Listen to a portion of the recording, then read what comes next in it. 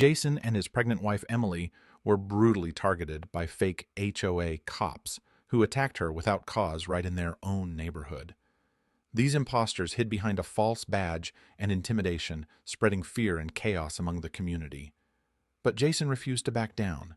He gathered proof, prepared his defense, and made a bold move that changed everything. Just wait until you hear the shocking twist in this story and how justice ultimately prevailed.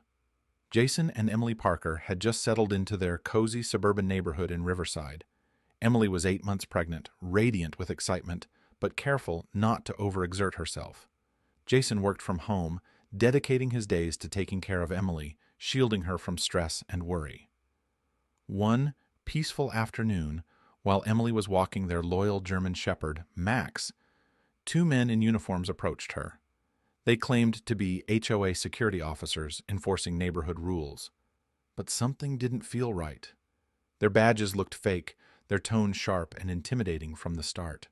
Jason's blood ran cold when Emily called him, her voice trembling as she told him these men were accusing her of unauthorized parking and threatening fines. He sprinted outside, desperate to reach her.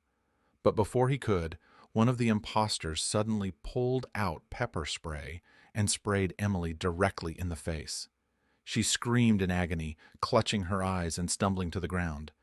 Jason's heart shattered. His pregnant wife attacked like a criminal in their own neighborhood, all by bullies abusing false authority.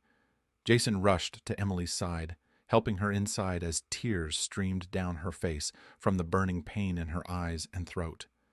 He called 911, but the dispatcher explained the HOA security had no official police powers. Their authority was severely limited. Anger twisted into despair as the fake cops walked away laughing, showing no remorse and leaving Emily frightened and vulnerable. Jason felt utterly helpless watching her suffer, terrified the pepper spray might harm their unborn child. At the hospital, doctors reassured them both were physically safe, but the emotional trauma ran deep. The HOA refused to accept responsibility, defending the men's actions as necessary enforcement.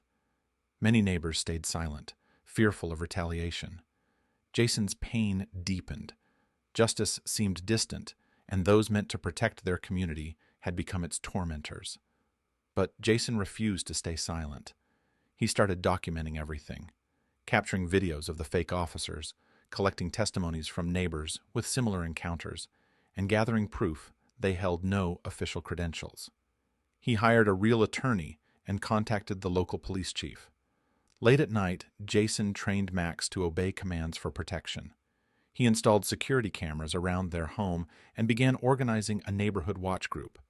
Slowly, the community rallied behind Jason and Emily, inspired by their courage to stand against the HOA's tyranny.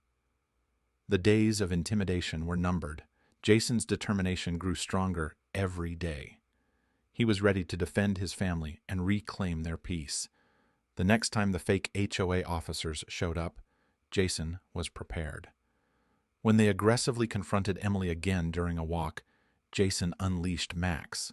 The dog lunged at the imposters, knocking them down face first, buying Jason crucial time to call real police. Genuine officers arrived swiftly, arresting the imposters and charging them with assault, impersonation, and harassment. Though still healing, Emily smiled through tears as justice was finally served. The neighborhood breathed a collective sigh of relief. Jason's fight became a beacon of hope, proof that courage and unity can overcome corruption and fear. From that day forward, the community stood stronger, knowing no fake badge could silence their voices or threaten their families. My daughter Emily's wrist was brutally broken by fake HOA cops claiming authority in our own neighborhood. These imposters, abusing their fake badges, thought they could intimidate and silence us without consequences. But when I flashed my real U.S. Marshal ID, everything changed, turning the tables on them in a way no one expected. Just wait until you hear how this shocking showdown unfolded and why justice ultimately took its rightful place. My name is Jake Miller. That evening started just like any other, quiet, calm, the kind of peaceful night you expect in a suburban neighborhood where everyone knows each other. I was outside with my daughter Emily, watching her play near the community park, just a few steps from our front porch. The sun was setting, casting a warm glow over the trees and sidewalks. Then, without warning, everything changed. Two men appeared out of nowhere. They wore uniforms that looked official at first glance. Dark shirts, badges clipped to their belts, radios buzzing softly. They claimed to be from the HOA security team, enforcing rules that none of us really understood. Their tone was sharp, almost hostile. They told Emily she was trespassing in a restricted area of the park, a spot that had never been off limits before. I stepped forward, trying to ask questions, to understand what was happening. Before I could even finish a sentence, one of the men reached out and grabbed Emily's arm roughly. I saw her face twist in pain, and then I heard a sickening snap. It was the worst sound I've ever heard, the sharp crack of a bone breaking. Emily screamed, collapsing to the ground, clutching her wrist. Time seemed to freeze. I stood there, unable to move, watching as my little girl suffered, and those men continued to act like they were above the law. They didn't show any real badges, just fake IDs and poorly made patches that mimicked official insignia. It was clear they were imposters, and they had no right to be there. My heart broke into pieces in that moment.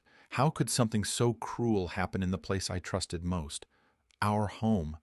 How could these strangers think they could hurt my daughter and get away with it? I was in shock, but one thing was certain. I wasn't going to let this go unanswered. It didn't take long for me to realize these weren't real law enforcement officers. The more I looked at them, the clearer it became. These so-called HOA security officers were nothing but imposters, people who wore fake badges and uniforms to intimidate and control. Their entire operation was built on fear and false authority. Their real motive? To bully residents into submission, enforce arbitrary and unfair rules that only served the HOA board's interests, and silence anyone who dared to speak up or question their power. They thrived on keeping people scared and compliant. I felt a burning hatred welling up inside me, a fierce, protective rage. How dare they lay a hand on my daughter? How dare they act like they owned the neighborhood, wielding power without any real right? Their faces told the story, smug, cold, unrepentant. They carried themselves like this was routine for them, like they had done it many times before and expected to get away with it again. Emily sat on the ground, tears streaming down her face as she clutched her injured wrist. But the imposters? They just laughed, as if her pain was nothing more than a joke. One of them turned to me with a sneer, warning me to keep quiet, or else I'd face consequences. They thought we were powerless. They thought they could intimidate a father and his daughter with their lies and threats. But they were wrong.